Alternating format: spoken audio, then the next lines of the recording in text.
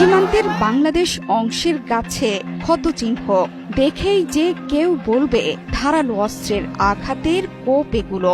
শনিবার চাঁপাই নবাবগঞ্জের শিবগঞ্জের চৌকা সীমান্তে ভারতীয়রা ধারালো অস্ত্র নিয়ে বাংলাদেশ অংশে প্রবেশ করে বেশ কিছু গাছ কেটে ফেলে। এসব তারই চিহ্ন। আমাদের রক্ত থাকতে আমরা ছাড়বো না, কখনো ছাড়বো না ইনশাআল্লাহ। ভারতের বিএসএফ নিজের হাতে ইট পাটকেল গ্যাস বাংলাদেশের উপর নিরপেক্ষ করে। তবে এই ঘটনার প্রতিরোধ গড়ে তোলে বাংলাদেশি নাগরিকরা। এ সময় বিজিবি এবং বিএসএফ এর মধ্যে বাক বিতণ্ডা হয়। ওরা কিন্তু টিএসএল বম গুলি কিন্তু বিজিবিতে সবকিছু চালাচ্ছে, বিএসএফ ইটকুল টিএসএল সবই চালাচ্ছে। আমাদের বিজিবির একজনের আঙুল ফেটে গেছে।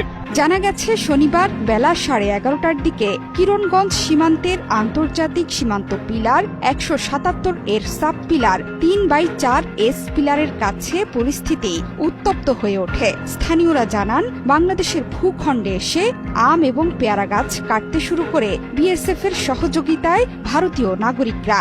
এক পর্যায়ে বাংলাদেশের বাগানীদের বড়ই বাগান ধ্বংস করতে শুরু করে ওপারের বাসিন্দারা। তাতেই ক্ষিপ্ত হয়ে ওঠে সীমান্তবর্তী বাংলাদেশি কৃষক ও স্থানীয় বাসিন্দারা। আমরা কখনো বাংলাদেশের মাটিতে তারাকে ঢুকতে দেবো না। আমরা যতটুকু রক্ত দিয়ে আমার দেশ স্বাধীন করেছি, এই দেশকে আমরা কখনোই ব্যবহৃত দিতে পারি, ভারতকে আমরা দেবো না। 1 ইঞ্চি মাটিও আমরা ছেড়ে দেবো না। আমাদের জমি জমা নষ্ট হয়েছে, আমাদের গাছপালা কেটে ওরা নষ্ট করে দিয়েছে।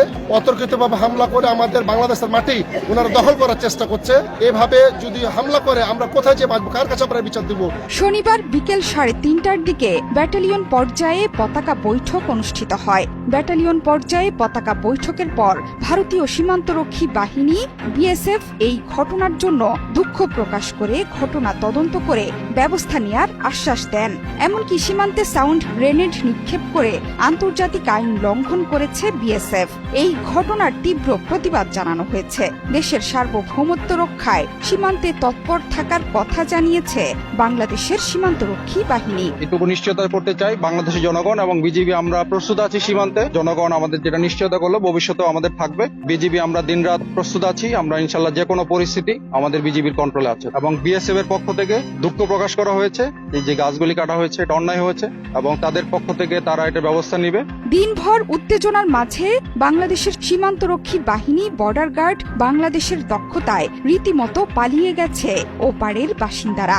এই ঘটনায় দুই পাশেই অতিরিক্ত সদস্য মোতায়েন করে বিএসএফ এবং বিজেপি। বর্ডার গার্ড যদি না থাকতো, আমাদের বিজেপি না থাকলে আমরা আরো ক্ষয়ক্ষতির সম্মুখীন হতাম। ইন্ডিয়া গম ভারত আলাইছে কাটে চলে গেছি, আবার এসে আমাকে মারধর করেছে। মারধর করে আবার লোকজন যেমন এসে তেমন পালিয়ে গেছে। ওরা অনেক কোচে সবকিছু কেটে ফেলে দিয়েছে। বইয়ের বাগান দেখেন, আমার গেটে একটা দাদার বইয়ের বাগান আছে, একটা চাচার বইয়ের বাগান আছে, মানে সব বিশ্বাস করে দিয়েছে। আমাদের বিএসএফ আমাদের চোখ মুখ জ্বালিয়ে দিচ্ছে। তার উপরে ভারত আবার আমাদের উপরে অনেক অত্যাচার করেছে। সম্প্রতি বাংলাদেশের বেশ কয়েকটি সীমান্তে বিএসএফ নোম্যান্স ল্যান্ডের 100 গজের মধ্যে কাঁটাতারের বেড়া নির্মাণের চেষ্টা করলে তৈরি হয় উত্তেজনা। এখন আবারও সীমান্তে অস্থিতিশীল পরিস্থিতি তৈরি করতে উস্কানিমূলক কর্মকাণ্ড এবং বাংলাদেশিদের উপর ভারতীয়রা হামলা চালিয়েছে বলে অভিযোগ স্থানীয়দের।